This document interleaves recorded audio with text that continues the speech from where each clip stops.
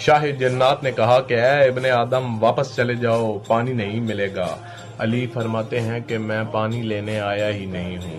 شاہ جنات کہتا ہے کہ بھاگ جاؤ یہاں سے، نظر نہ آنے والی مخلوق سے کیسے لڑو گے؟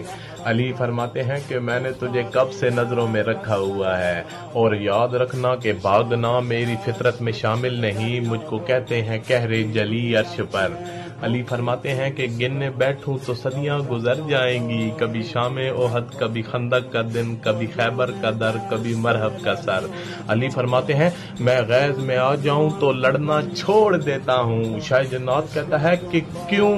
علی فرماتے ہیں کہ میری شمشیر یوں چوستی ہے لہو جیسے زہرا کے ہونٹوں پہ پانی پڑے، اور روک لیتا ہوں تلوار بس اس لیے پھر نہ خالق کو دنیا بنانی پڑے۔ یا علی یا علی یا علی یا علی یا